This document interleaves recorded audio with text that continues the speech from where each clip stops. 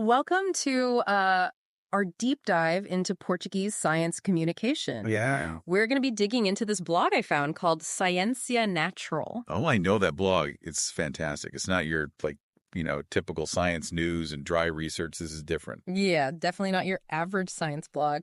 And, one of the things that really caught my eye was this idea of finding fossils in the middle of the city. They call it urban geology. Right. Have you ever seen that? Like just walking around a city and bam, there's a fossil. You never even occurred to me. I mean, I always think of fossils being in, museums or like out in a dig somewhere. Exactly. But this blog points out that they're all around us, embedded in the walls of buildings, churches. Churches, really? Yeah, they even have this whole post about these walking tours you can do. Imagine that, urban fossil hunting. And they tell this incredible story about a soldier's grave marked by ammonite fossils.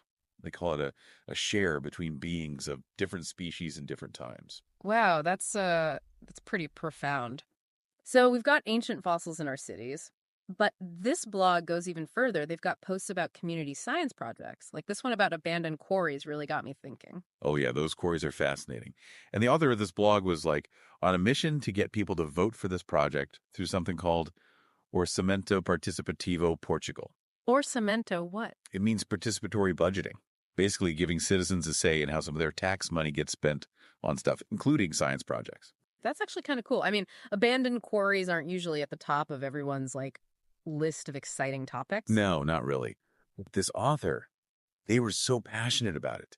They really wanted to document the history of these quarries, the geology, the economics, everything. It's a really interesting way to connect with your local community, digging into the past like that. Totally. And they even talked about turning these quarries into educational tourist attractions. Okay, but then Ciência Ao Natural takes this sharp turn. 1 minute it's quarries, the next it's robots taking over the world, and then Nick Cave's Higgs boson blues. Oh, yeah. It's such a cool mix. They really get that science isn't just about labs and textbooks. It's part of everything. It's in our music, it's in art. Exactly. They blend it all together seamlessly. And it's like they find a way to connect science to, well, pretty much anything. Like there's this story about a taxi driver. Oh, yeah, the taxi driver. That's one of my favorites from the blog, actually. What is it about those everyday encounters? I know, right? It's so relatable. So the author was talking about stargazing apps on their phone, and how much they loved using them. And then it turns out that taxi driver overheard and was totally fascinated. No way. Really? Yeah, he was totally engrossed, started asking all these questions about double stars and galaxies. Oh, I love that. You just never know who's going to get sparked by something. Totally. And that actually reminds me of another post from Ciência Ao Natural. It's about the importance of answering those big questions. You mean the meaning of life and all that? Well, not quite that deep. More like the kind of questions kids ask. Oh, right. Why is the sky blue? Exactly. Except in this case, it was about evolution. The author was talking about this children's book. It's called Trocado por Miúdos. Trocado por, what does that mean again? It means exchange for little ones.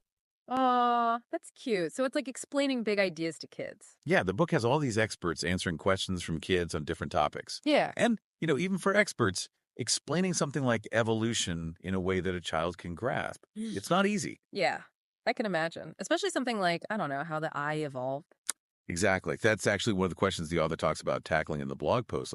How do you even begin to explain that to a kid? Right. Without overwhelming them. And without, dumbing it down too much either. You want to be accurate, but also keep them engaged. It's a real challenge.